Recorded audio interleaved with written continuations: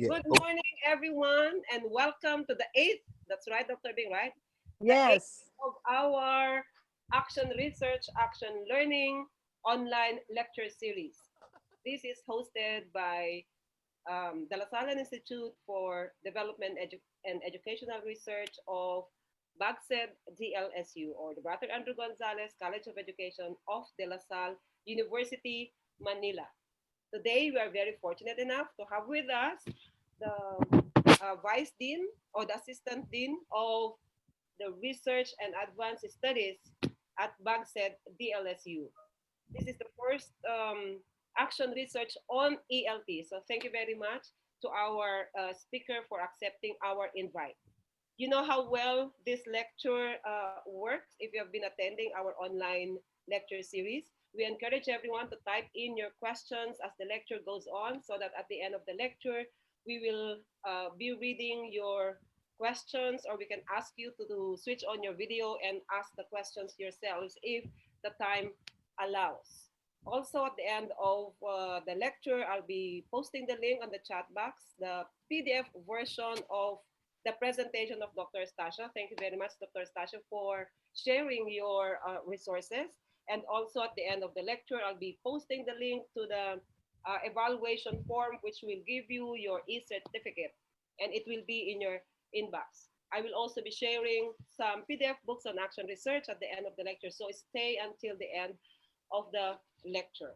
So without much ado, I now ask Dr. Polido to introduce today's featured speaker. Thank you, Dr. Dita. Maria Joanna M. Estacio, PhD, is Associate Professor at the Department of English and Applied Linguistics and is currently the Assistant Dean for Advanced Studies and Research of the Andrew Gonzalez FSC College of Education, or BAGCED, De La Salle University, Manila. She teaches English courses at the senior high school and undergraduate levels while handling research methods in ELT and applied linguistics, qualitative research methods, psycholinguistics, language and gender, and English language teaching courses at the graduate level. She conducts teacher training, writes textbooks and teaching and learning modules, mentors students from the undergraduate to doctoral levels, undertakes empirical studies published in the various scholarly journals and publicly disseminated in national and international conferences on various topics such as reading, literacy, teacher education, and action research in education. On a more personal note, I have known her for a very long time, and I know this is your birthday month. So advance happy birthday, Dr. Estacio. Thank you. Di ba? Kaunahan ako, feeling ko. So, ladies and gentlemen, please welcome our speaker for this morning to discuss action research in English language teaching prospects, processes, and plans, Dr. Maria Joanne Mante Estacio. Hi. Good morning. Thank you for the introduction, Dr. Dennis and Dr. Dita, plus the invitation, Doc Bing. So let's not waste our time. Let's proceed. So Shirley, will I give you the instruction to yan? Okay. So the first slide. So let's start with sort of a self-assessment. So for everyone, just give your answer to to yourself. So mentally, please answer the question and give your rating. In a scale of 1 to 4, kindly rate your uh, perceived readiness in doing your action research from 1 to 4, in a scale of 1 to 4. Okay, I see some people already typing their answers. I am seeing, okay, 3, 4s. Good. That's good. So just keep your answers right there in the chat box. Next slide, please.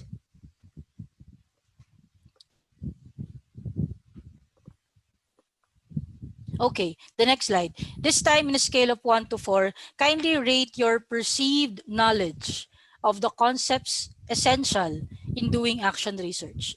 So from 1, no knowledge, for much knowledge.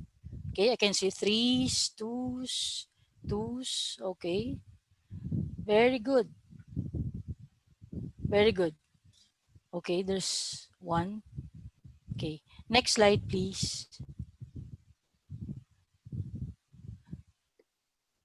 Thank you. Okay, what about this one? Can can you look at the terms, concepts on the screen, and can you, instead of ranking, can you identify some concepts which are not clear to you, and therefore you want to know more about these concepts for today? Triangulation, okay, needs all of them. Okay, triangulation. Focus question, okay. It seems many people would like to be cleared about triangulation. Okay. Okay. I assure you that we will be discussing triangulation today. So that will be clear after this talk. Okay.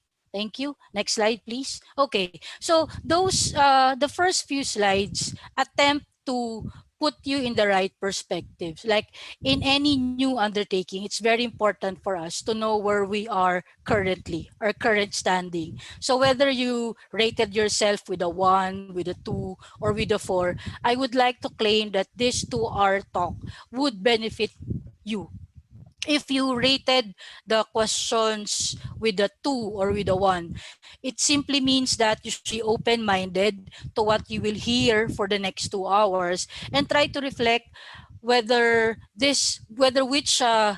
which parts of action research need to be clarified with you and with your peers, with your colleagues. Now, if you rated the questions with a 3 or with a 4, it might mean that it's high time to share whatever you know, or it can also mean you need to clarify, correct some misunderstandings, misconceptions.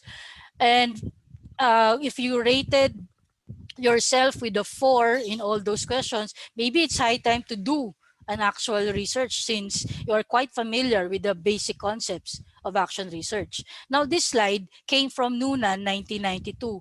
So I just want to present these findings by Noonan to somehow affirm teachers like us that indeed it's very true that action research is difficult to do.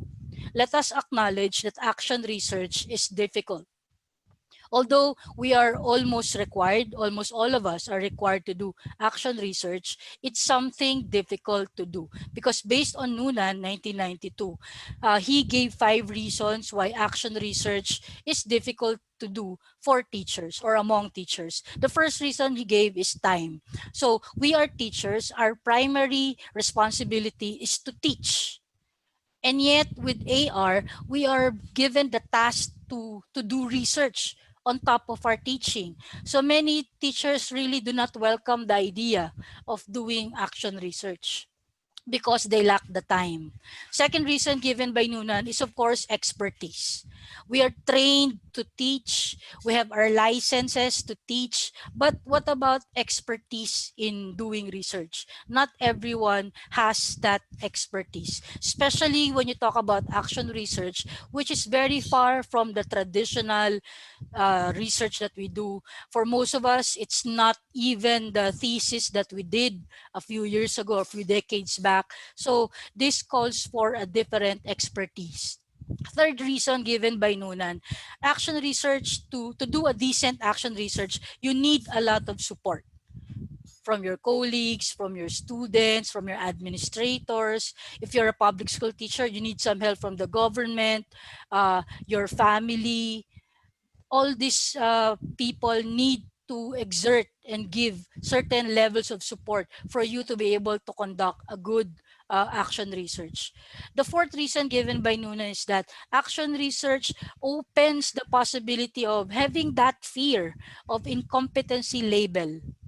So who wants to be labeled incompetent, right? No one. No one wants to be labeled incompetent. But when you do an action research, especially for the first time, it seems you're opening up yourself to the possibility of being labeled incompetent, because action research calls uh, um, for a study that will identify a problem in your classroom.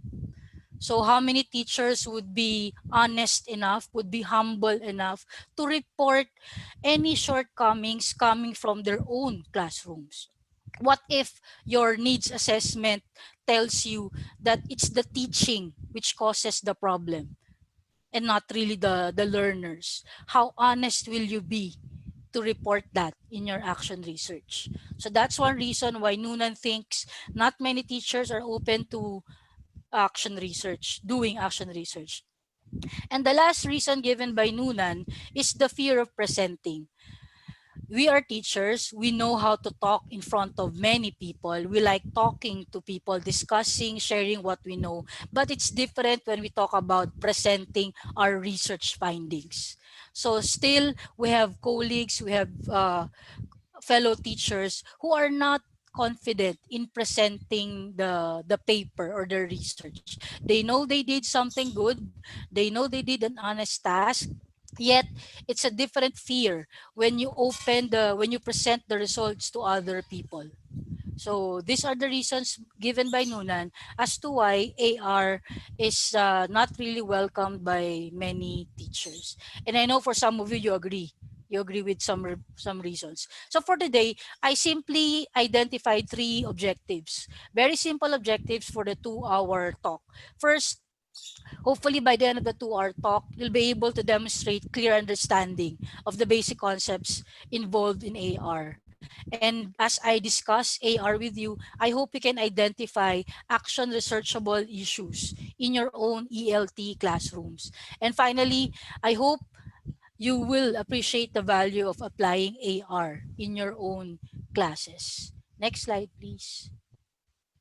Thank you. So a very simple definition of AR with the green ones highlighting the keywords. So action research involves systematic inquiry by any school personnel in order to gather information about real everyday issues in teaching and learning and use that information to improve students' learning and teaching. So systematic by any school personnel. It should be about real, doable, existing problems in teaching and learning, which has the goal of improving the learning and the teaching situation in your own classroom. So unless you have those elements, you should not consider a research an action research. Okay, next slide.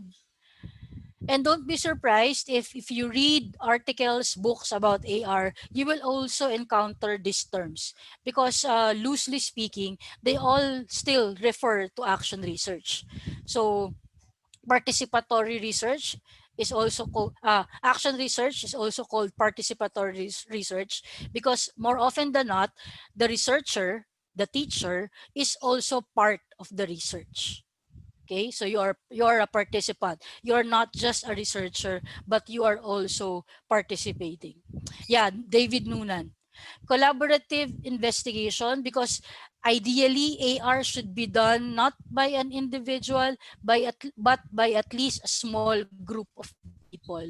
So I would suggest that if you want to do an action research, get a colleague, 2, 3 colleagues to work with you in that undertaking. Number three, AR is also called emancipatory research because basically the goal is to be the voice for the disadvantaged people.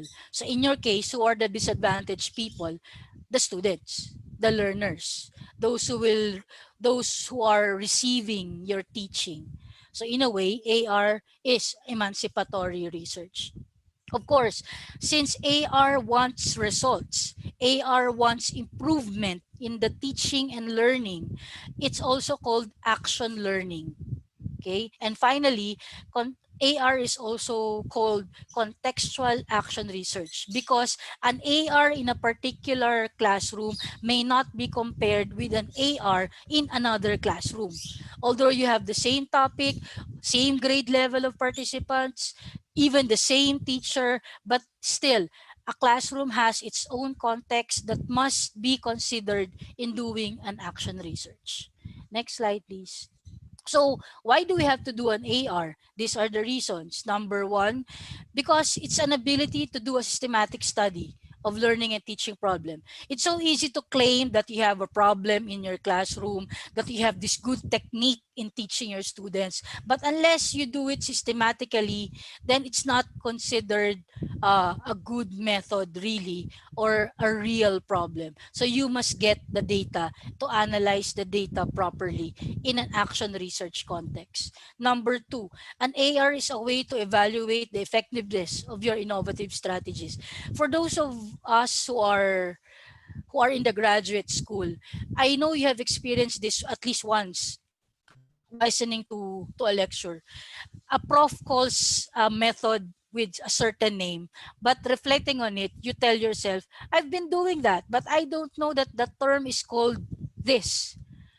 So for all you know, your innovative strategy is has been existing but has not been documented as a good intervention. So if you do an AR, it's your chance to really document how that strategy would be effective.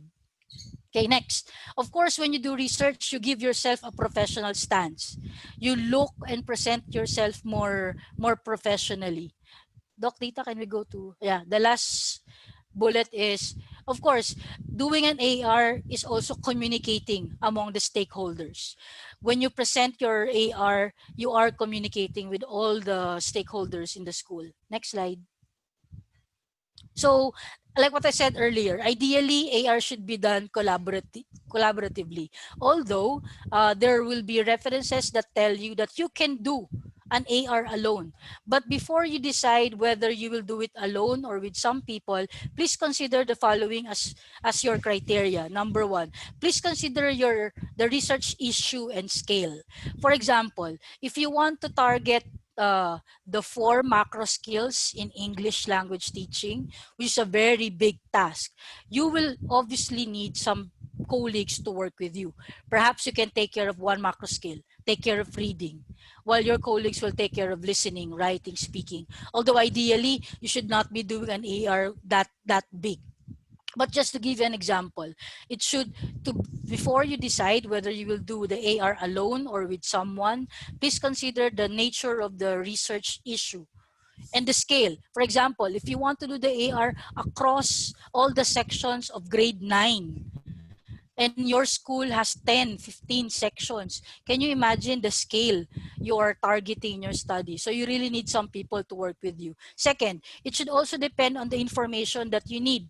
For example, if you will look for hundreds of data like uh, test results, what else? The psychometrical reports that you have in the guidance office and all other information. Can you imagine if you have that and you only have a week to analyze the data? So definitely you need some help.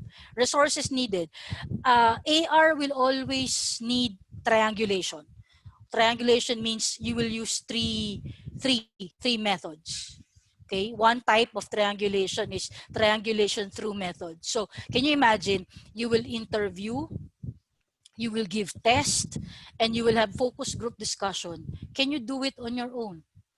So if your answer is no, you really need to get some colleagues to work with you.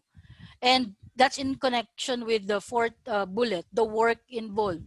What if your school wants an AR to be done in 6 months?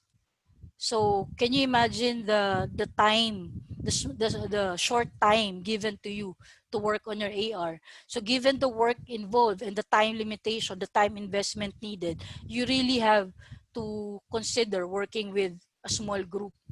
And of course, you also have to consider the people who will benefit from the action findings. If your AR would represent the whole school, which meaning the results of your AR will be presented to your division, to your district, the more that you should entertain the possibility of working with other people, because many people will benefit from it. So might as well call on these people to help you, right? because they will benefit from it as well. Next slide. So if you have been following the ARAL talks, perhaps you've seen this diagram previously. So it's a simple diagram to show you how AR process should go. So first you identify the problem, you devise a plan. The keyword in devising a plan is your intervention. It's not an AR if there's no intervention. Okay, so you really need to devise a plan, your intervention, and then you implement your intervention, and then you observe, collect data, analyze the data, and then the last step of AR, which again differentiates AR from the rest, from the other types of research, is that you are required to reflect and to share your findings. And when you say reflect, you will not simply share the positive results, but an AR should also report the shortcomings of your research. Why? Because of the next slide. Because in the next slide, you see here that a typical AR cycle has more than one cycle. So the one on the left, the first circle, is for the first cycle only. But after reflecting on the first cycle, you're encouraged to plan again, to revise your plan for cycle number 2. Meaning, you will revise your plan, act on it again by modifying your intervention. You again observe, you again reflect. And if needed, perhaps you should do a cycle 3. So AR is like this, it's continuous. But as you know, I know you will agree with me, most of the AR that we see and read about are just one cycle type of AR. So this simple diagram tells us that in reality, AR should be continuous. And topic should not be a problem in AR because your topic last year in AR may be continued this year as cycle 2, as cycle 3 with some modifications. Okay, next slide, please. So let's begin. So after the brief introduction on what AR is, let's begin. This time, let's focus on English. So you may want to answer this on your own or write your answer in the chat box. What difficulties do you experience as you teach English, especially now that we are in the pandemic? What difficulties do your students experience as they learn English? Because when you answer these questions, that would begin your brainstorming on a possible AR topic.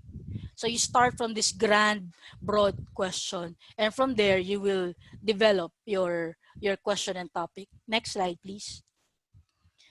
So if you have an answer to that, let's move on to the difference between a research focus and a research question. Next slide, please. Okay, so I want you to read silently these 2 bullets. I got this title. These are actually titles given to AR. I got this from the internet. Okay, so very quickly, can you type in the chat box whether number 1 is, do you approve the title for number 1 as an AR, as a title for an AR? What do you think of the first topic? Does it sound AR to you? Examining teachers' technological, pedagogical knowledge, TPK, blah, blah, blah. So someone answered no. Yeah, I agree with you. Like number 1, topic number 1 doesn't sound AR, right? What about number 2?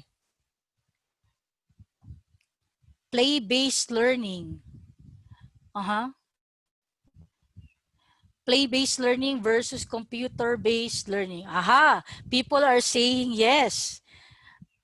Aha, but sorry, professionally, if I were the advisor or the mentor of the teacher doing the AR, I won't approve the second title also.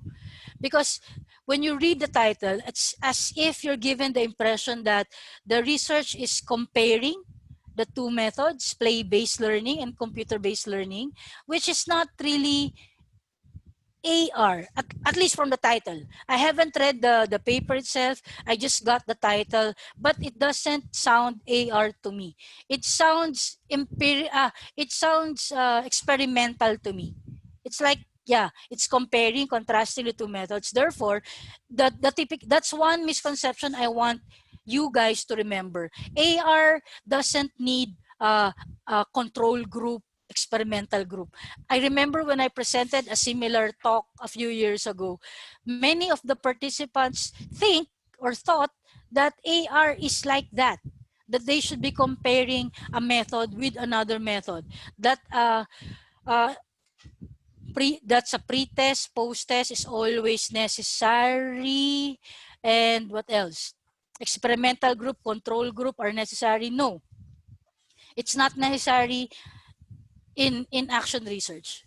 Actually, that makes the research not AR. Okay, next slide, please. Okay, what about this one? The use of one storybook per week for the development of reading comprehension among kindergarten. Yes, I see the yes now. You're correct. So title number 3, sounds AR. You can identify the intervention, you can identify the participants, you would identify the macro skill being targeted. What about the last one, the fourth title? Play-based teaching approach to facilitate pupils' learning in Araling Panlipunan. Also, yes, I agree with you. Topic number 4 sounds AR. But again, disclaimer, I only got the title. I was unable to download the actual paper, so I wouldn't know. But based on the title, 1 and 2 don't look like AR. 3 and 4 look like they are action research. Next slide. Okay, so I think it's very important to compare research focus and research questions. So the column on the left column are examples of research focus. Normally, these are the things that you first think about, while the right column are now stated as research questions. Okay, so research focus on the left, research questions at the right. So let's see, very quickly, let's go over the examples. So a research focus would sound something like, what pre-speaking activities can lessen high school students' anxiety during speaking activities? So very broadly, it's about speaking, it's about anxiety while speaking. But you cannot really work on this in one AR. This is still broad. This is like an umbrella concern that you have. To make it more specific, to make it a doable research question, perhaps you can revise it uh, by writing something similar to the right one, to the right side. How can small group discussion, brainstorming activities lessen grade 9 students' anxiety during panel discussion? Compare the difference. The intervention is now given, target participants are now identified, and the specific speaking activity is identified, panel discussion. So you would see the difference. So the right side are the ones that you consider research questions. Let's take 2 more examples. Let's take number 2. How can I improve the critical thinking skills of my students in my Philippine Lit class? So it's still broad. It's still a research focus. To make it a research question, perhaps you can say something like, how can online discussion forum help grade 10 students improve their text analyzing skills when reading Philippine literature? So instead of saying critical thinking skills in general, you make it more specific by saying it's text analyzing skills. Last example, how can I make writing positions like how can I make writing position papers more interesting to college students? So revise it by writing, how can informal debates as a pre-writing activity make position paper writing more interesting to college students? You can even make college students specific, more specific, like from what college? Engineering students, education students, blah blah blah. So I hope you see the difference between the two, research focus and research questions. Next slide, please. Okay, so last slide for research questions. We all know this. When we teach research to students, we always remind them to consider high ordered questions and not yes, no type of questions. If your answer is answerable with a yes or no, that's not good for a research question. Second, stated in common language. Let's try to avoid unnecessary jargon. But of course, we should acknowledge that there are times when we cannot do away with some jargons. But as much as possible, we limit the use of jargons in stating our research questions. Number three, let's try to have concise yet meaningful research questions. Okay, and number four, research questions should not have questions yet. No answers yet. That's why you're asking them.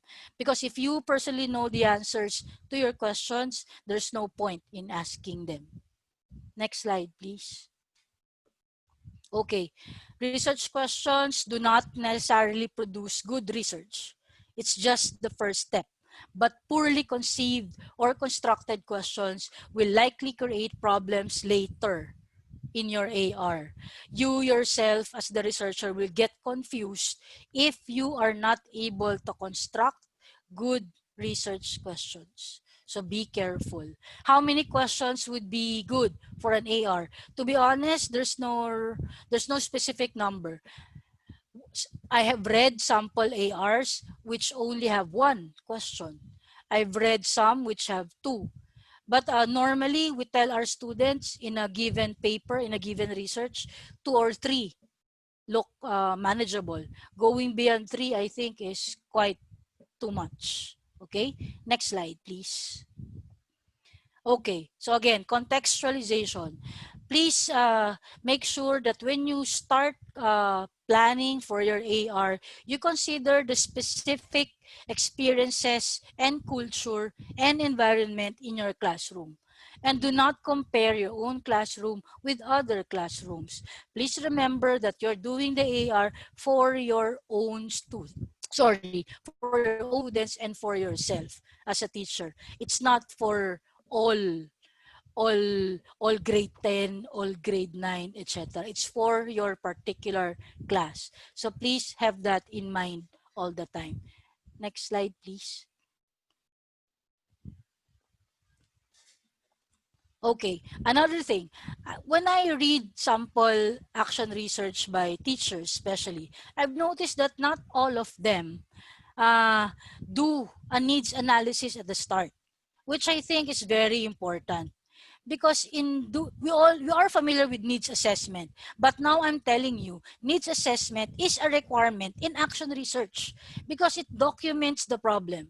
It's easy to claim that my students do not like to talk, they don't like to talk in English, they're afraid to talk in English. But what's your proof? What's your proof? Is it their grades alone? Is it because they're not looking at you, they're looking down? But now that we are in the pandemic, when you're doing your class online, how would you know? If observation is the only basis that you have, don't you think you have to document the problem in a more scientific way? And the answer to that is a good needs assessment. Okay, you start investigating your target participants to know their current state of knowledge, abilities, and interests. Because I remember some another misconception of many teachers, they can have any topic that they want in an action research. I think that's quite loose. Let's try to revise the statement, improve the statement. Yes, you can have a lot of choices in doing an AR. You have a lot of possible topics for AR, but make sure your topic, your final topic, is a real problem in your class. Because unless it's a problem, what you're doing is not an AR. Yes, it's a research. For all I know, it's a research. But is it an action research? It can only be an action research if the topic is a real existing problem in your class. In my undergrad classes, I spend a lot of time discussing that because I want them to start on the right track. That when you do an AR, it should be about a problem that is real, not made up, not invented by the teacher or by the researcher. So even if you are an expert in writing, but if your students are not having any problem in writing, don't force it. Please don't force it. Okay, next slide, please. I hope that's clear. So once you're settled with a topic, you're very sure it's an action research. You're very sure it is a problem. You've made some documentation. It's now time to begin by identifying possible methods that you can use. Now, there's another thing that may be new to you. I always tell students that when they think of methods, they should be thinking of two sets of methods. Number one, the first set of method is to establish the problem. This one is connected with needs assessment. A very good needs assessment is something which is done using more than one method. Actually, your first triangulation could come at that stage of needs assessment. So why not get a test? Test, observation, interview. That's a good triangulation to establish the problem. The other set of method that you should be thinking about is the methods that you will use to solve the problem or to measure the success of your intervention. A common question of researchers, can we have the same methods for number one for number two? My answer is yes. My answer is yes. So if you have used test, observation, interview for number one, you can also use the same three to solve the problem or to measure the success of your intervention, as long as you can justify. But the simple answer is yes, it could be the same. But in your paper, you have to explain the two sets. The first set used for the needs assessment, the other set of methods to solve or to measure the success of your intervention. Let me also clarify that in AR, you should be open to having both qualitative and quantitative data. You cannot do away with quantitative data. So as English teachers, it's almost, there's a saying which goes, an English teacher will always avoid numbers. Maybe true to many of us, but as far as research is concerned, we cannot do away with numbers totally. So simple pre-test, post-test perhaps, or what else can you do? Pearson perhaps, if you want to do it, could be enough for your quantitative data. But largely, data will come from qualitative. Yeah, t-test. T-test could be used. If you're comparing their pre-test with the post-test, you're correct. Also, like what I said, what I have been saying, triangulation to establish accuracy and reliability of your data. Next slide, please. So just to make you visualize, why am I mentioning triangulation? Why is that very important in action research? Because of this. When you triangulate, you're trying to see the topic from different perspectives. Like when you do triangulation, you are able to see something from the perspective of the researcher. So what do I see as the researcher? At the same time, you can also see what the students are seeing or feeling. What do my students tell me with the results of their test? What's the message from my students? And lastly, triangulation allows you to, what the students I cannot what does the student work tells me, because sometimes what they tell you may not be very accurate when you compare it with what they actually produce. So because of triangulation, you can see all these three: what you see perhaps based on observation, what your students tell you based on the interview, and their test, the results of their test. What does student work tell you? So that's the essence of triangulation. Next slide, please. But let me clarify. Triangulation comes in four ways. So what I have been mentioning since the start of my talk is triangulation by method. So 3 methods to gather data. But it's also triangulation when you have 3 sources of data. For example, you have the questionnaire. You have a questionnaire for the students. You have the version of the same questionnaire for parents, and another version of the questionnaire for teachers. So basically same instrument, questionnaire, but you give it to three sources. So it's also triangulation. When you have colleagues to work with you, that's also triangulation, because the perspective will not come from you alone, but from their perspective too. So triangulation din yun. And of course, there are AR which call for more than one theory. So you can combine more than one theory, especially for your intervention. So if you do it that way, then it's also triangulation by theory. So these are the four types of triangulation. Next slide, please. Okay, so just to clearly explain further triangulation, I have grouped all the possible sources, all the possible methods that you can use for triangulation, for data gathering. So these are the three. You have some under artifacts, some under observation, and some under, what's the third one? Sorry. Inquiry. Okay, inquiry. So what's the rule here? Ideally, try to get one method under each group. Ideally. But there are topics which will not allow you to do that.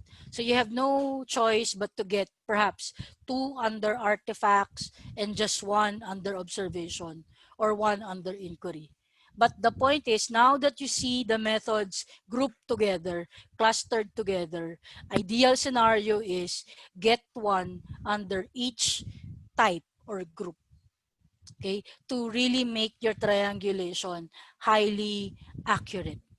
Okay, if you have questions about these methods, kindly just type your questions in the chat box. Next slide, please. Okay, just a quick reminder on using questionnaires. There are two types of questionnaires, the adapted one and a new one created by you. Just some reminders, when you adapt a questionnaire, you have to justify in your AR the applicability of the said instrument. So explain how the questionnaire will be able to help you answer your research questions.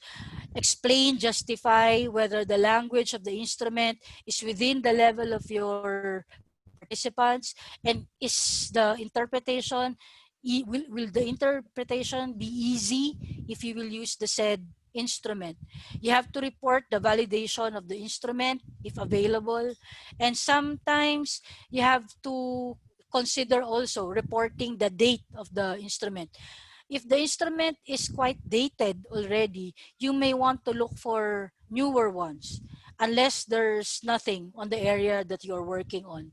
But in case you want to create your own questionnaire, please be able to, you can do that, but remember, you need to pilot the instrument too to make it scientific. Kindly pilot the questionnaire. When you say pilot the questionnaire, you will administer the questionnaire to a different group of participants comparable to your target participants. So if you have grade 8 as your participants, section 1, perhaps you can do the pilot testing in section 2 or 3.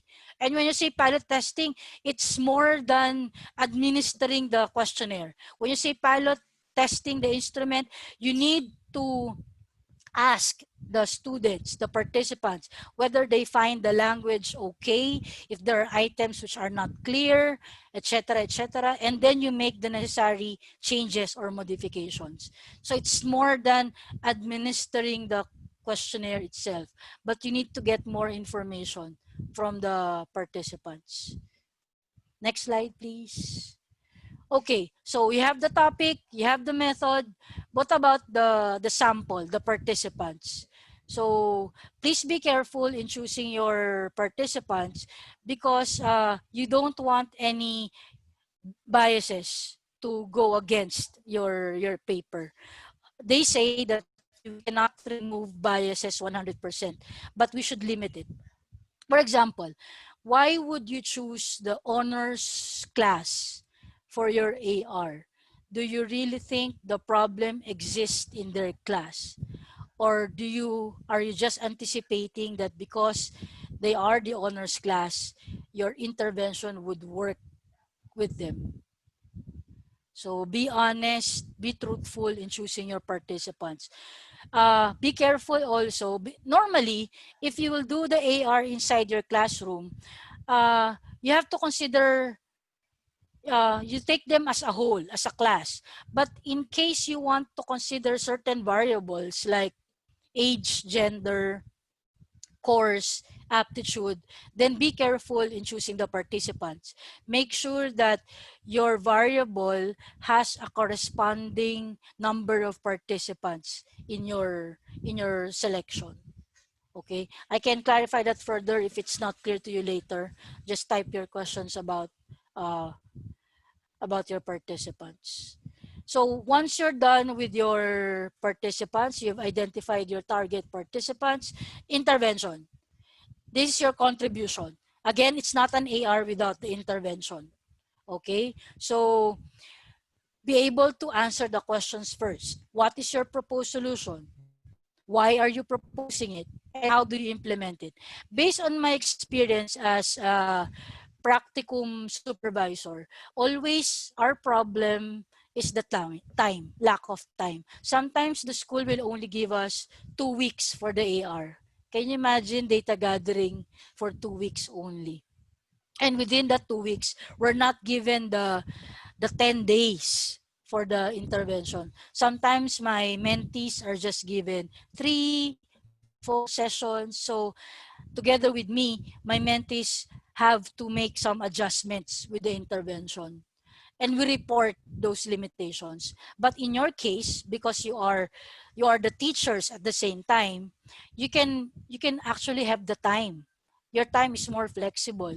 So please don't cut short the intervention, because this is the heart. That's why there's a heart in this slide. It's the heart of the AR. So you really want to spend a lot of time doing the intervention. A real AR calls for an intervention of weeks or months, not just days. You can't do the intervention for just a few days if you really want a good action research. Please take note, you have to report and to append lesson plans, materials, text as part of your AR. Okay, next slide please. Okay, so timetable. Uh, Mm, like what I said, normally you spend months in doing the AR. My mentees in the undergrad spend one term for gathering data and another term for writing the paper itself. Okay, so I don't know how much time you need, but the sample AR that I will share with you in a little while, it took my thesis mentee 2 months to gather data from her own class. 2 months. And the writing part took her 6 months. But that's a thesis. So because she had to revise the paper 3 times, it took her 6 months. But maybe in your case, writing will be shorter. I don't know. It depends on how well you write. Now, importantly, the last major step in doing the AR is reporting your findings. So please, since most of the data will be qualitative, so expect that the results will come in themes or patterns. When you say themes, patterns, you look at the results and look for similarities, patterns. If 10 of your students say something like this, then what could be the theme for that? What are they really saying? What are they telling you? Okay, so the common results of qualitative data would be themes. Of course, if you use test, the results will come in the form of scores, numbers. Okay. Number two, check with your students and peers to see if they agree with the data interpretation. This might be something new to you guys, but it is advisable that after you interpret the results, you share the results with your students and with your peers if you're working in a group. That's being open, that's being honest, and that's allowing the data to be seen from another perspective. So AR encourages that.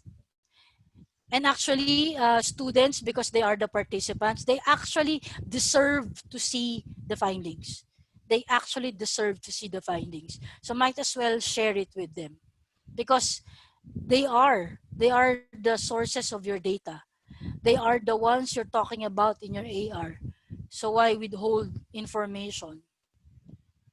Okay, next, who will you tell it to and how? What surprised you? What are alternative interpretations? So commonly in an AR, you provide possible alternatives, because AR is usually small scale studies. You really cannot generalize.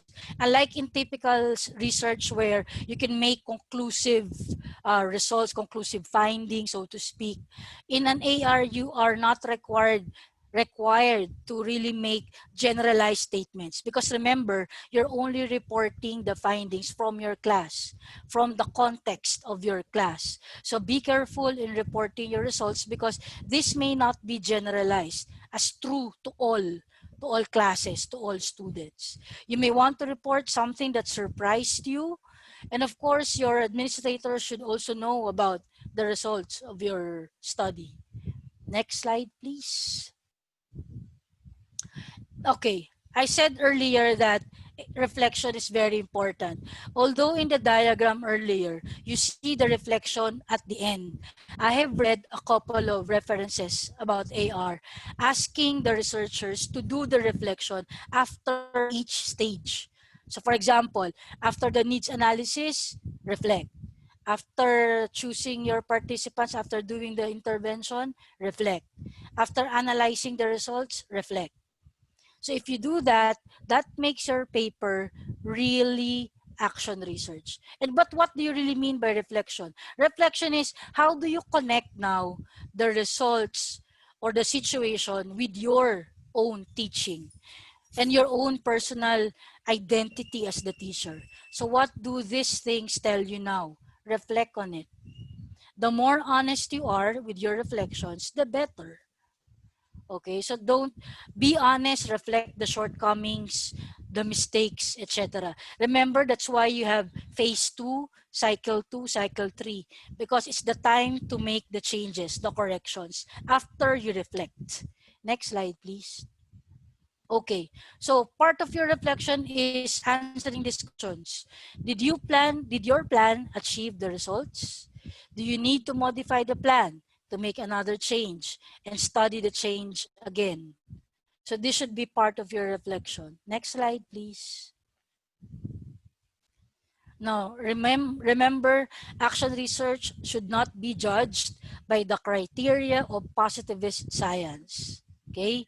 But rather within the criteria of its own terms. So within the context, okay? Within the class itself. Do not compare your own set of students with the students of your colleagues or something, because your AR is only about that. Next slide, please. According to action research theory, change does not come about as a result of spontaneous acts, but through reflection on and understanding of specific problems within their social, political, and historical context. Okay, so whatever results you need to report it.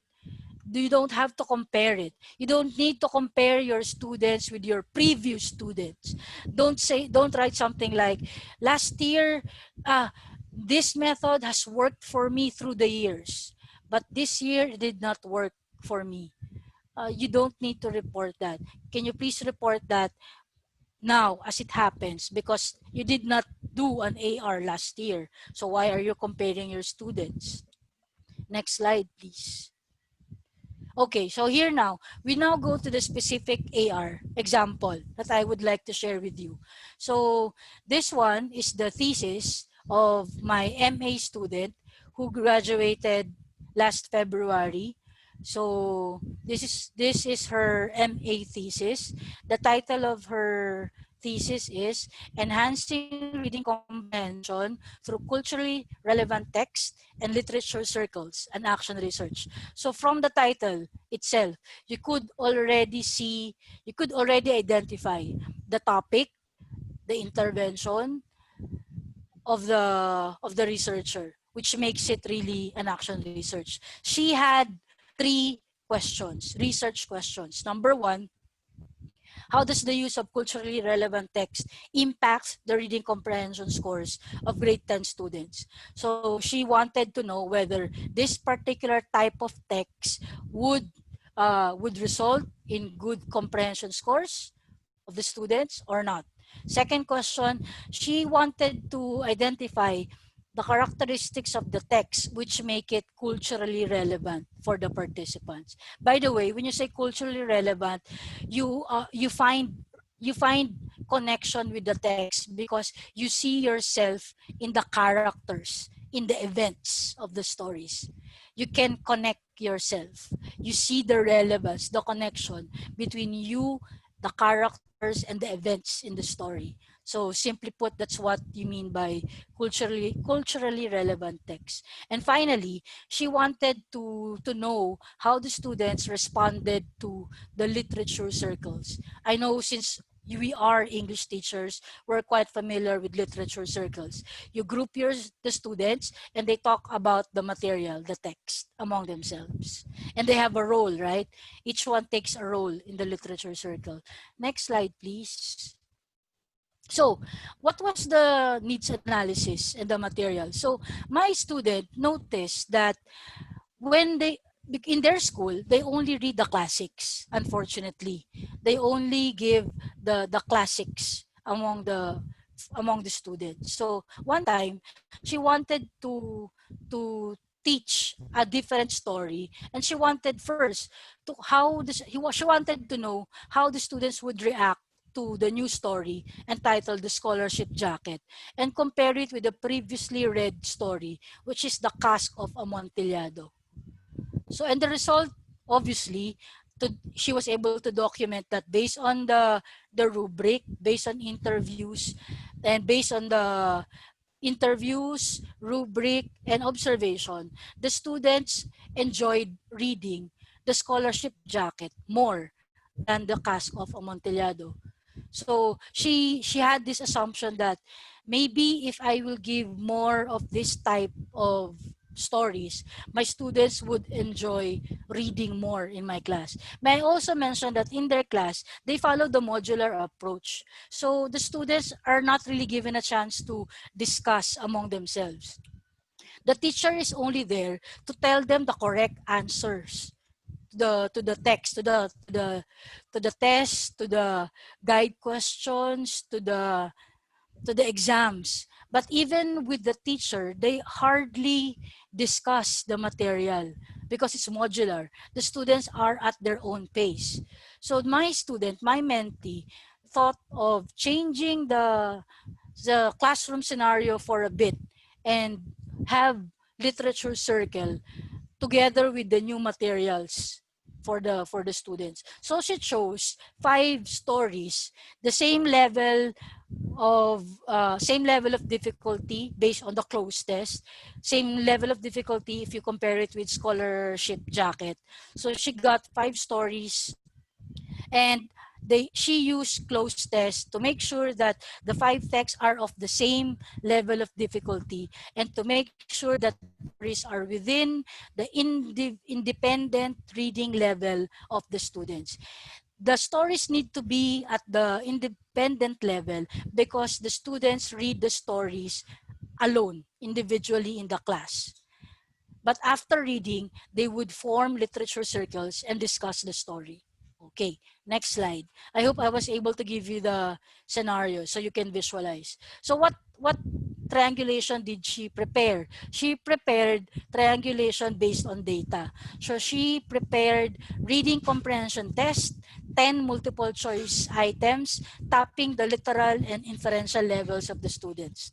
So for every text, there's a corresponding reading comprehension test. It's always 10 items, always multiple choice, and she asked two two English teachers to check on the items. Okay, just to make sure the items are really good items. And to also check the comprehension, because we don't want to rely on comprehensive test alone, I asked her to do an aided story retelling.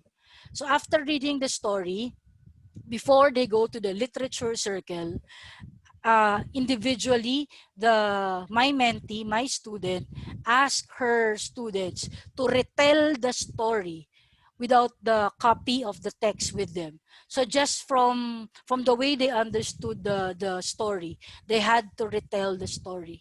If you're if you think you want to do a story retelling, you can easily Google the term and you would know the correct steps on how to do story retelling. But it's a very unique way, rich source of data if you really want to know how your students understand the material.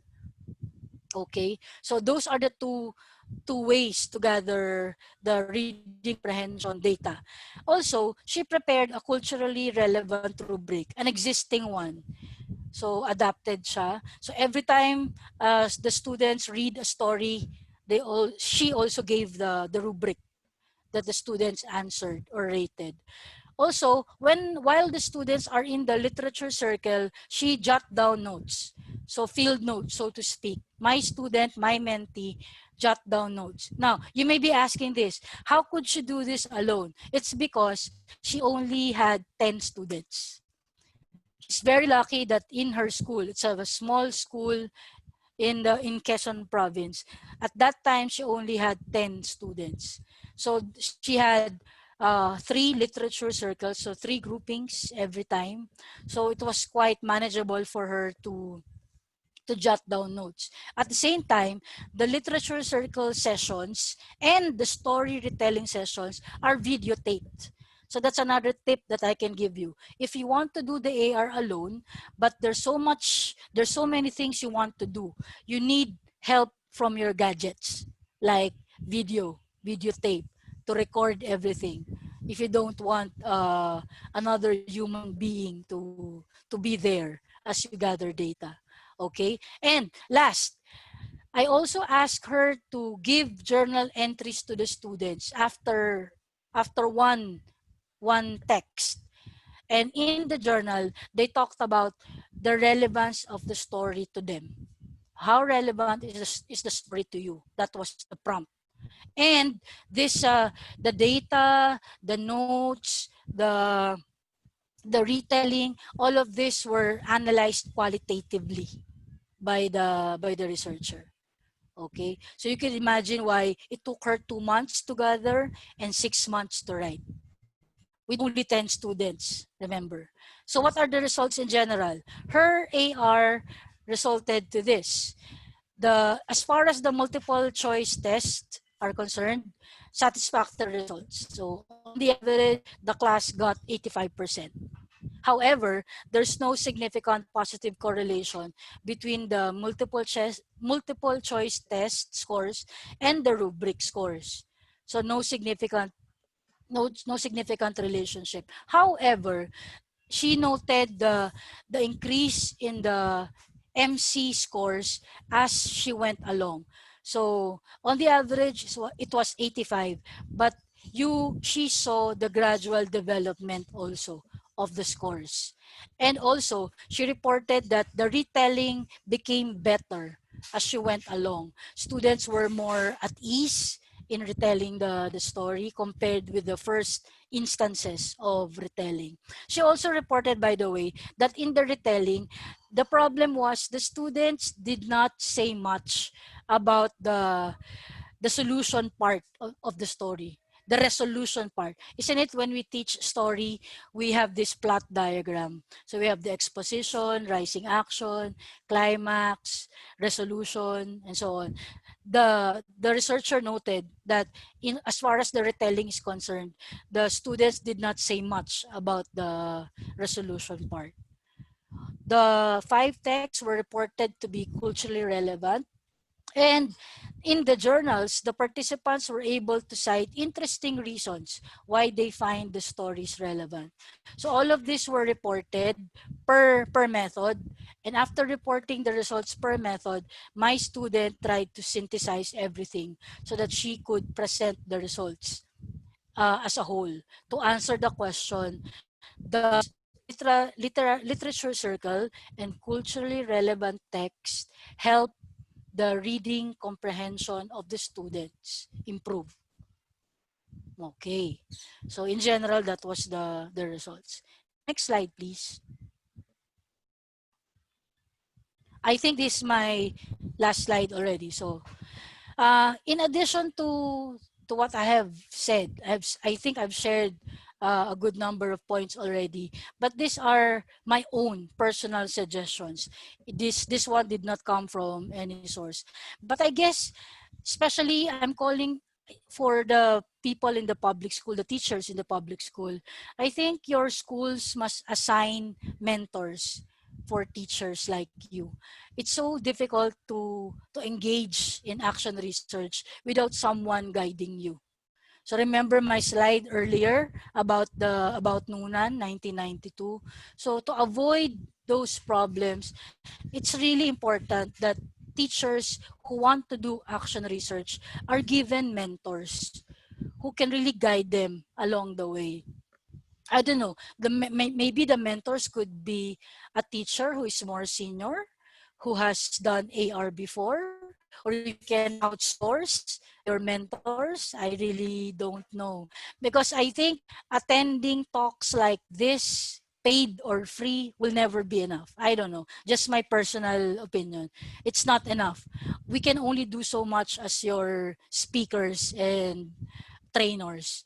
I think what you need would really be mentors who would really be there, right? If in connection with my suggestion to have mentors, my my other reason is this: although you are in the service already, AR only became a buzzword a few decades ago, right?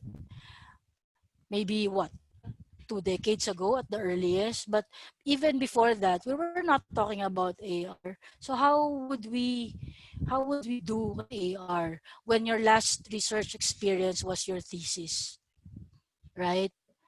Which you defended to just 3 people, and yet now your AR will be presented to the whole school, for the whole division, the whole district, right? Although, let me just state that I am happy to know that DepEd is actually giving the teachers support, and they are AR contests, so to speak, among teachers and among students. So these steps are very commendable. But more than having budget and programs like this, I think there is really a need for mentors, not just talks, not just workshop, but really mentors.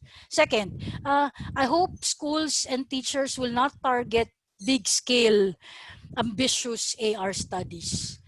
I'm a very safe person, so to speak. I like starting my task small time. I like to start small ways, short, small but sure steps, so to speak. So may I also suggest that to you, that if you're thinking of AR studies, please do not visualize grand AR studies that will need all the students in a given grade level. Wag muna.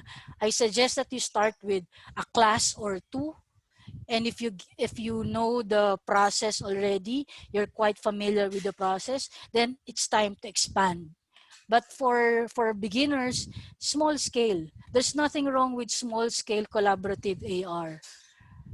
And if you like to publish them, as long as your paper is really well done, you may publish your AR studies.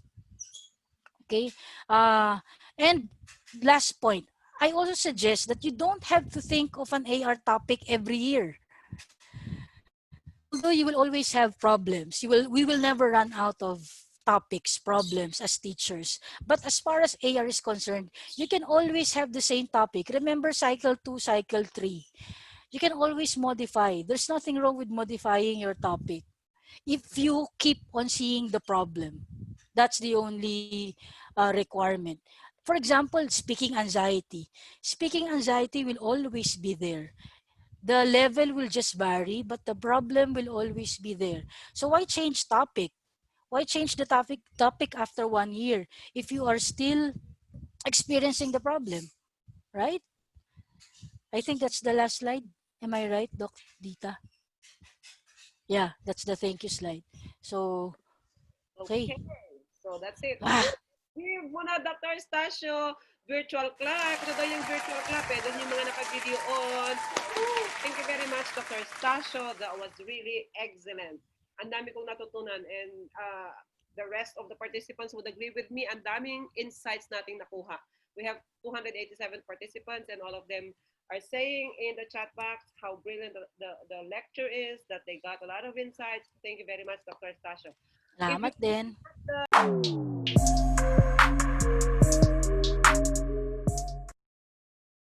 Noah F. Acevedo, what is the ideal number of participants, minimum or maximum for AR, since the example had only 10 participants?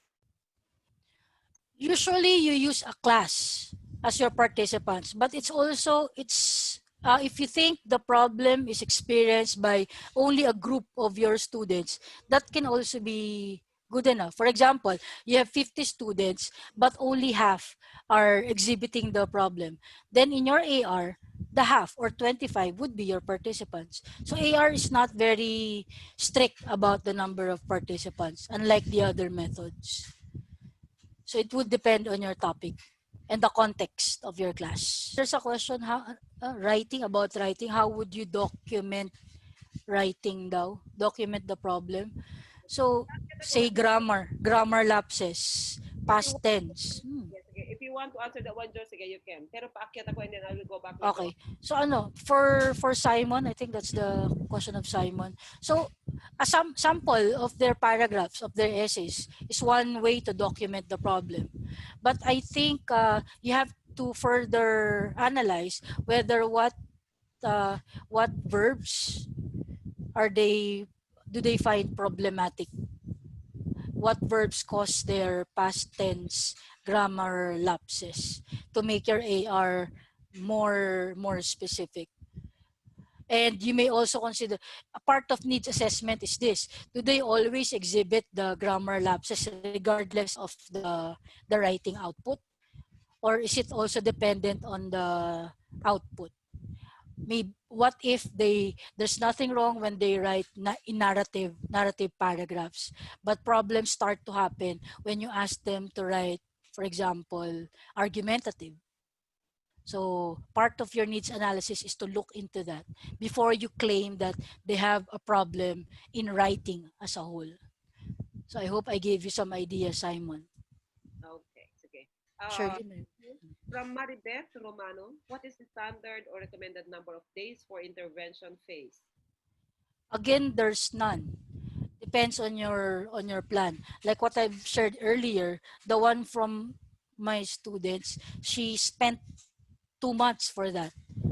So remember, she had test, retelling, close test, tapos literary circle, and so on, journals. So 2 months. So there's no strict. It depends if you can. It should depend on the time you have in the class, how much time you spend uh, in teaching a lesson. So it depends. But I think 1 month is too short, Okay. right? Okay, yes. Okay. Thank you. From Ruel Bongcasiso, which is correct, gender or sex? I was corrected when I presented my master's thesis using gender as a variable. Gender is the one that I see more often Gender, you can, on, di ba? sex is actually discouraged. It's gender that Oo, is gender. the more political Yeah. person. Is next from Patricia Trevino. Hi, Pat. Is Uy, yeah. testing, Hi, Pat. if pilot testing is parent approval for minors is still necessary. Yeah. Yeah, good thing you reminded me about that, Pat, because it's here in my notes. Ethics is also required in doing AR. So especially since most of our students are minors, you need consent form and assent form. So both from their parents and from the students themselves, you need to get consent, and also from the administrators. Thank you, Pat, for reminding me that. Yeah, And you need also, those consent. yeah, Joe, I'm not so sure about this one, but some universities or schools already have a standard ICF, standard Mm, individual consent form. Okay, so you might want to ask your universities or schools if they have already devised an ICF. Otherwise, you can also pattern your own ICF. You can design also your own ICF. A lot of the schools now require that one. So DLSU has one. Other universities also correct. have ICF. But if your own school already have their own ICF, then you can adapt. But at times you can also modify the ICF, right, for your own Yeah. research.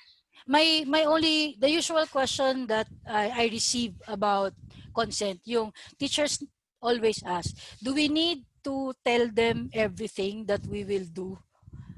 Because they are afraid that participants will have this halo, the halo effect of research, etc., etc. There's no other way but to tell them really what you will do. But you don't. My suggestion to teachers and students will always be, you tell them what your topic is, your goal, but you don't have to go into details. You don't have to tell them every step, because if you do, that's the tendency. They will they will tell you what you want to hear, right? So just tell them the topic, what you hope to achieve, and what would be the role in your research. But more specific than that, I don't think there's a need to be that specific. Just my opinion. Okay, And thank then, you. Shirley, there's a question about why are comparative studies discouraged? I said that earlier because that's not the goal of AR, to compare. That's why I said you don't need to compare two methods, two classes, because that's not the goal of AR. Kasi nga AR is very contextualized. So what's the point of comparing if two groups of students, two methods were used in different contexts, right? If you are a fan of these types of studies, then I think experimental research will work for you, but not AR. Just my opinion. So this is coming from Jonathan de la Cruz. Are there instances when the results of the findings using the triangulation inconsistent? In this instance, what will be the conclusion of your AR? Ah, I my understanding of the question is, what if one of your methods in triangulation say something else? Parang they don't, that method did not confirm what the other two methods reveal. Then you have to report it as it is. That according to these two methods, it's positive. But as far as this method is concerned, it's negative. Just like in my example earlier, right? Multiple choice test did not really positively correlate with with uh with culturally relevant text. But the other methods, they were positive. The results were positive. So just report it. Okay, thank you. This is coming from Neil John Dano. If in case that the adapted questionnaire is contextualized and revised, should we employ the Cronbach's alpha? If you know how to, I think that would be better. If you know how to use it. Okay. And Uh, there's a question. Can you have an AR with only one respondent? okay. Mahirap na. Then it becomes case study. Case study, tama. Parang, to be honest, the answer that I have in mind right now, mag-think aloud ako parang ang special naman ng isang estudyante na yan. Mm-mm. Parang he will do all the effort to solve that person's problem. Very ideal. I haven't really encountered an AR study, an AR with a single respondent. Mhm. I see. Okay. There's one from Rosnia Tamano. Kilala mo Mm. siya, our former student. Oh, he's now in MSU. Ito na. Okay. Because in identifying the problem, does it mean conducting a pre-test diagnostic test to the learners? For pre-service teachers who are doing undergrad thesis, is it okay that they conduct 1 month intervention AC to their students? Yeah, giving pre-test, etc., fall under the concept of needs analysis to establish the problem. So yes, but pre-test is just one way to do the needs analysis. Just one of the many methods. Okay. Sige, nagtitingin pa ako. If I have not read your question, please type in. Nasa baba na po ako. From student, Ayan. Sige. is phenomenology in effect an AR? Iba. Because phenomenology talks about phenomenon, right? Diba? How this phenomenon is the lived experiences of your participants given that phenomenon. So it's not a phenomenon, it's not necessarily a problem. So I think these are two different things, yung phenomenology and AR. But I see where you're coming from. Baka the intervention is perceived to be a phenomenon, pero hindi. Strictly speaking, no. Mm-hmm. But you can connect. For example, Shirley, I would like to, diba, most of our classes are online now. So the phenomenon is how to thrive online. Parang you can consider that a phenomenon. But within the phenomenon, think of a problem. What are the possible problems that might exist given such phenomenon? Yun. That's how I can connect the two. But they are not the same. Phenomenology and AR are not the same. But they're quite connected if you look at it that way. Okay? Thank you. Nasagot mo na yung kung can you expound on your claim that comparative studies are not encouraged for Nasagot na. May nagtanong kanina na what is the since classes are now done online, what's the ideal way of gathering data? I somehow anticipated that question. I was thinking the type of AR that may be done now that we are online, more on material prep and testing them out. Diba almost all of us are asked to prepare modules. That's based on, so with that, parang think of a recent problem that we experienced last year. Parang ganun. And from there, visualize a possible module that you can create. So module in a way will serve as your intervention. Kasi now that it will be taught synchronously and asynchronously, so there will be a lot of differences. So that could be the starting point. Parang prepare material preparation to solve a specific problem that you have seen recently, then adjust, or you may want to wait for a while until classes start. For the public school teachers, October, so spend yung first month, you may want to spend the first month looking at possible online, and from there it could be your topic. Yun nga, kasi in AR ideally you don't preempt any situation na, ay, this will be my topic kasi online tayo this year. Kasi you haven't seen it eh. It's not yet a real problem unless you see it in your own class. Then it becomes an AR topic.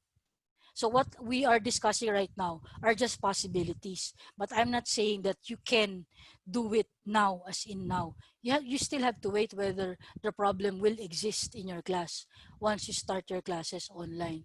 But from what I'm seeing, parang most of the AR that can happen this year are the material prep type.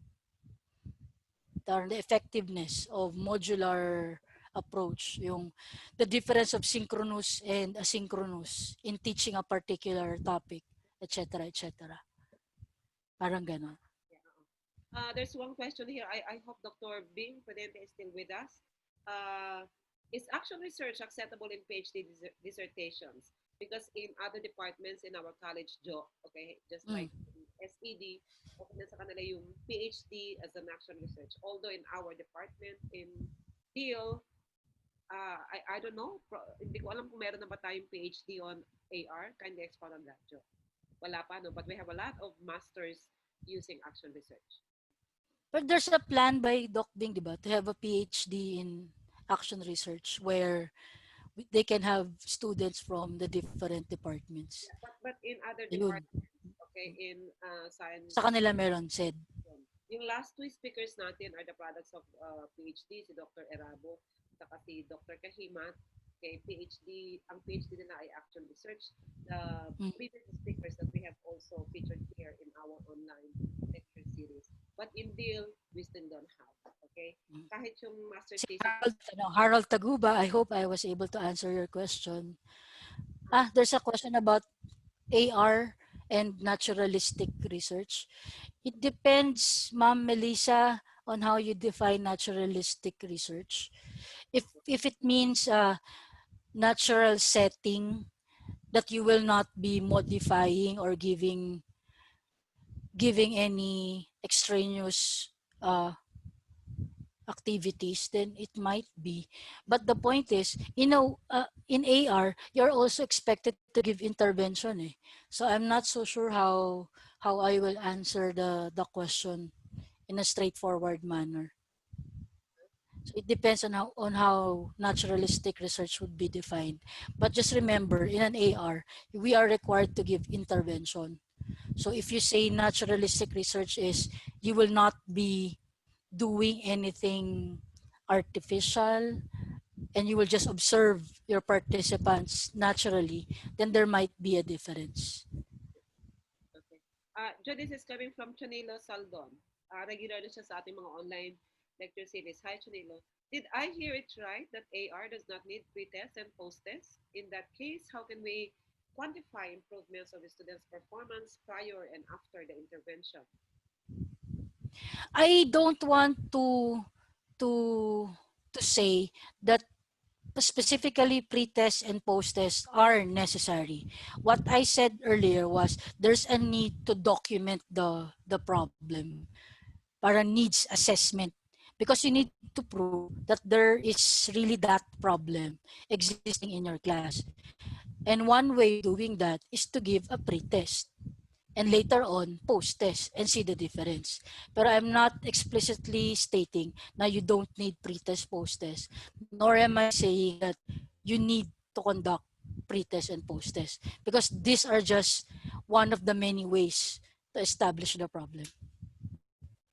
Okay. So, ma'am, may follow-up siya. There's no need to pre-test and post-test in preparing AR from Madonna. Yes, if you want to establish the problem by qualitative methods, by observation, by asking them to write about their difficulties, by interviewing them, that then for me, as far as my standards are concerned, okay na yun for needs assessment, needs analysis. Because come to think of it, who will prepare the pretest? You or a standardized test. Compare that single source with a triangulation of interview, output, and observation. Diba? Which one will you value more? Okay. May tanong si Najera Ampaso. Good day po, ma'am. My partner and I are currently conducting our undergraduate thesis entitled A Phenomenological Study on Multilingual Memory and Lexical Access. Triangulation po ang method na gagamitin namin. But we are confused as to how many participants should we get for our study since yung main source po, ma'am, is a dissertation.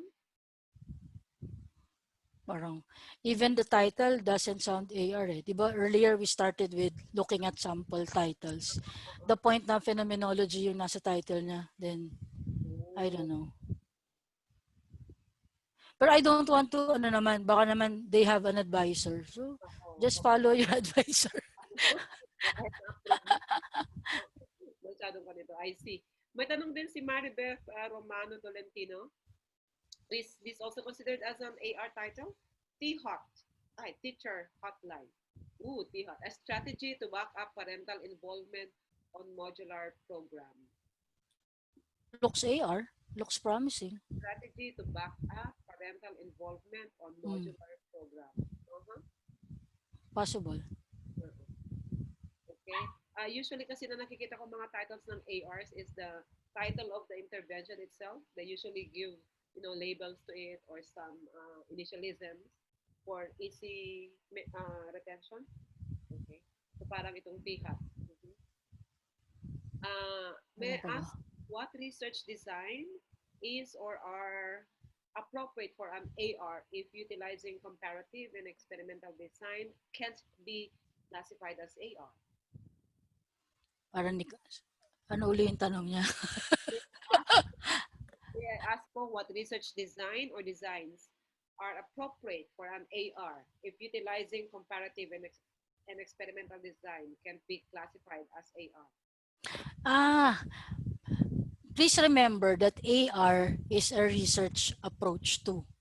So same level siya with experimental, narrative inquiry, phenomenology, etc. They are on the same level. Maybe you're asking about the data gathering methods. So the data gathering methods can come from experimental. Pwede rin naman yung pre-test, post-test nga. Pwede. But I don't think it's a requirement in AR. But you can use pre-test, post-test. But definitely, it's not an AR if you compare yung experimental group and then the control group. That doesn't make your research action research. Experimental yun in that case. And as far as the methods, earlier I already showed the in table formats yung all the possible methods that you can use to gather data. So you can get any from the list. Okay. From Melissa Ann o Rensha, how is AR Ano, design? sagot ka na yan. Iba yung narrative. Oh. There's a ito, Simon, kailangan daw po unique ang strategy at ang intervention. Is this true? Not really. And who determines the uniqueness? Who determines? That's my question. As long as it looks promising based on your needs analysis, as long as you're confident that you can do the intervention, you can do the strategy, then why not? I've read some AR where the intervention is like this: high school students class, high school class, and yet the intervention is a strategy commonly used in grade school. Yung acting out, dramatization, that the teacher is very active, acting like the character in the story, and it worked. So is that unique? I don't think so.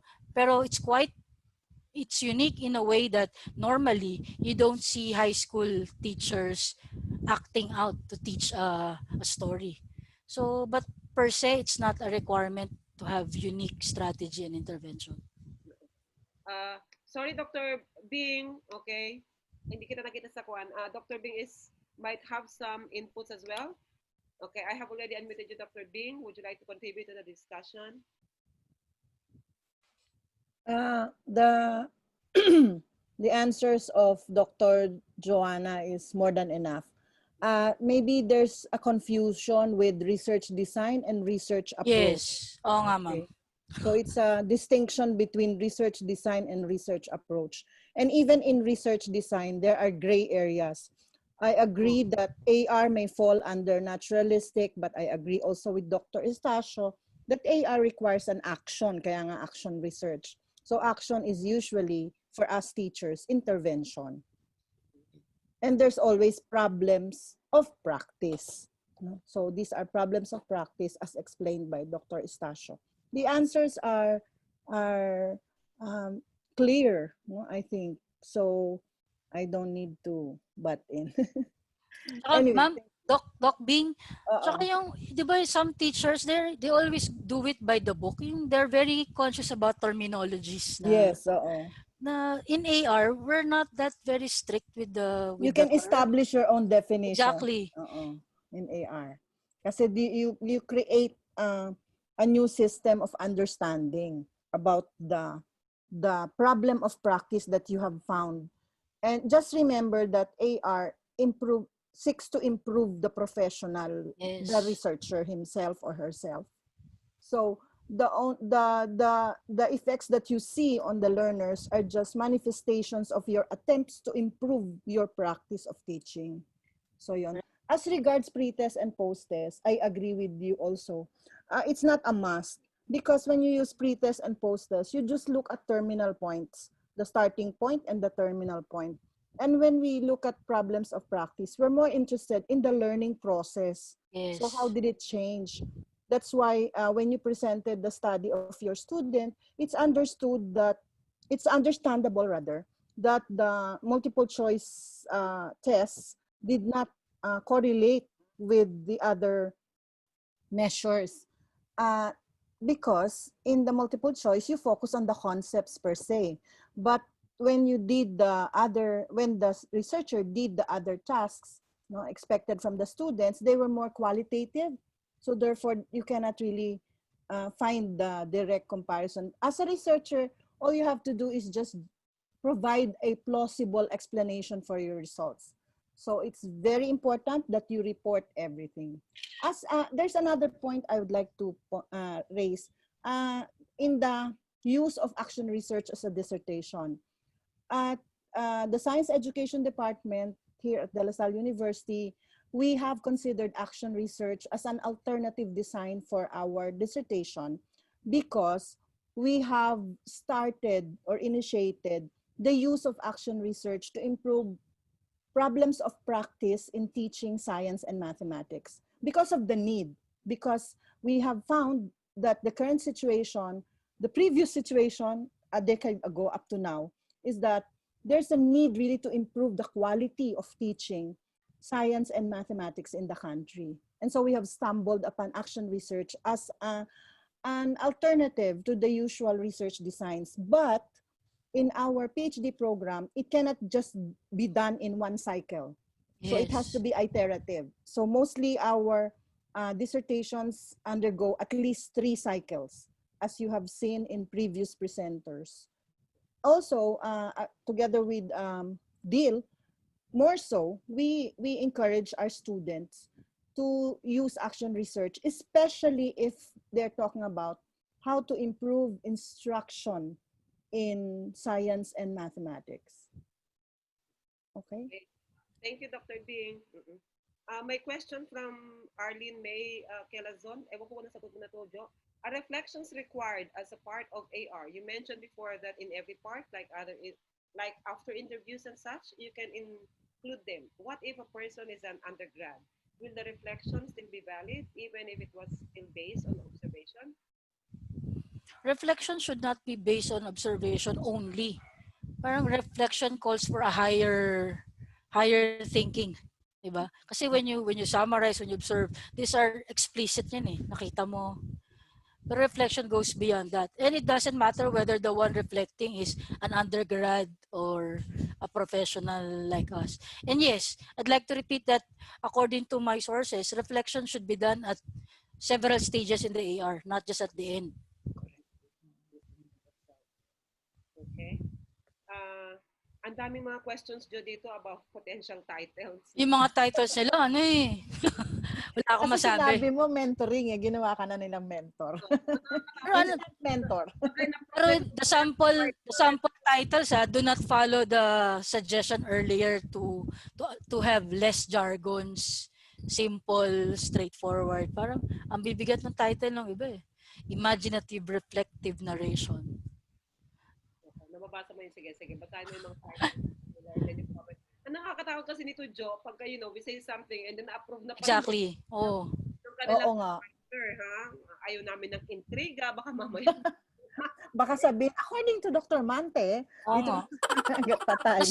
There's a question or sharing dito yung there's no internet daw in their community. So modular learning. So what AR topic may be done. My suggestion is, can you wait for the start of the school year? Tapos gather data muna to prove that such problems are happening. Tapos start your AR later. Don't anticipate kasi that's the problem of some teachers. Na-anticipate na kagad yung problema na ano. Although I know where you're coming from. Pero 'di ba, as far as AR is concerned, wait muna, have some options pero don't start and don't focus on just one single topic. Sige lang, brainstorm, think about possible topics, but don't consider anything yet with finality until it really happens. Tapos hanap kayo ng mentor. In our school's context now, where there is no internet, ito ba yung... Yun. Okay. Would this be a potential AR, developing the collaborative skills, socialization skills of the students in an online class? O hindi na tayo magpo-comment sa mga potential titles? Nakikita mo po yung mga Okay. title. I do not, masyado mabigat yung title na yun. In Gusto ba, writing Ana? your AR, this is coming from Pat. In writing your AR, is it okay to use first person pronouns? I think that's allowed, di ba, Doc Bing? Allowed. Yes. Allowed. First person. Any academic writing for that matter, we encourage actually also. Okay, ano pa? Sige, there are questions actually. I mean, I've always been announcing this one. We upload all lectures on action research. At the end of the lecture later on, I'll send you the link, or I will show you the link to our YouTube channel so that you can subscribe. Okay, so we have 282 participants now. After today, I'll check if there are 283 new subscribers to our DLSU YouTube channel, because you keep on asking, where do we see the previous lectures on AR? They are uploaded in the YouTube channel of Leader at DLSU. So you have to have a YouTube account to be able to watch or to be able to subscribe to our YouTube account. Do we have more questions before Doc Shirley, ako may question. Why are the participants conscious about titles? They are. Yun ba yun? Do they get approved based on the title lang? Yes, there are universities that do that. UST, I know for one, meron silang title Title defense. May title defense sila. Okay, kaya very, very crucial sa kanila yung title. Kasi sa atin, sa Lasal, is nagpagkasama na yun sa proposal, we can always revise the title, di ba? Yes. As in title lang, walang concept paper, walang Wala. something. Title lang Oh my talaga God. sila. Kaya pala. Kaya pala very particular sila sa title. Okay. Okay. Any other question? Will you have a separate webinar on qualitative research, especially phenomenology? Nagkaroon na tayo ng dalawang online lecture on qualitative research actually. One from Jovi and another one from... Yeah, and we will have two more, but it's more about how do you analyze reflection, written reflection, something like that. Si Josh will share how she did the analysis of asynchronous discussion forum.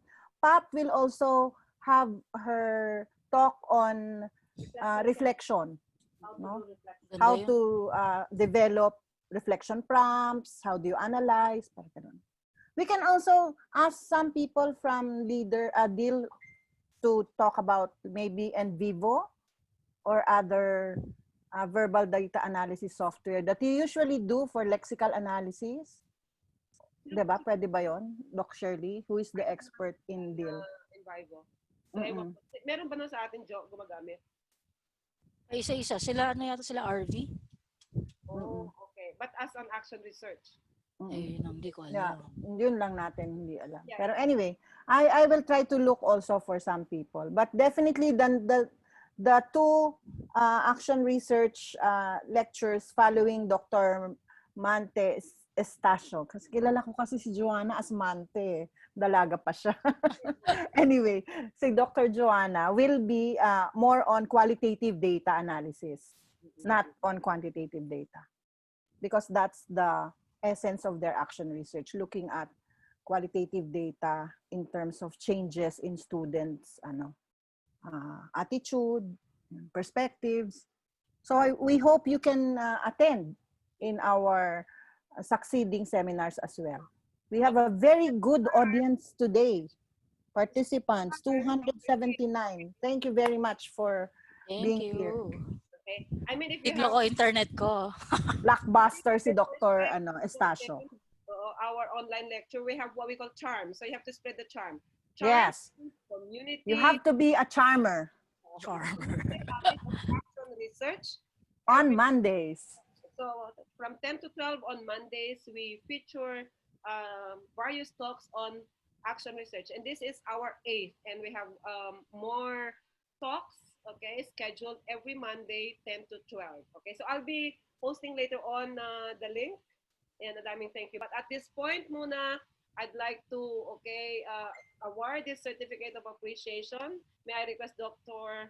Studente to read?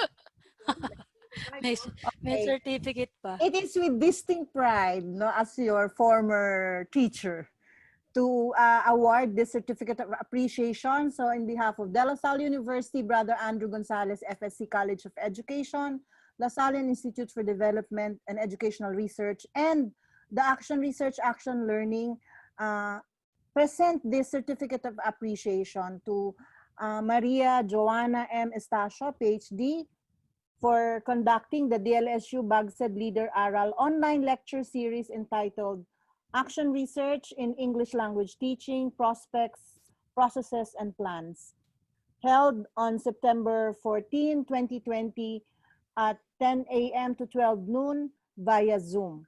Signed, Dr. Raymond C. Sison, Dean, BAGCED, Dr. Shirley N. Dita, Director of Leader, and yours truly as the Congress Chair of ARAL 2020.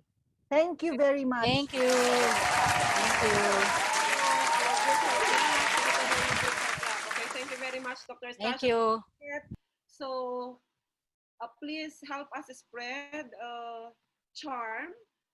Tell your colleagues, okay, to sign in to our Zoom lectures every Mondays from 10 to 12.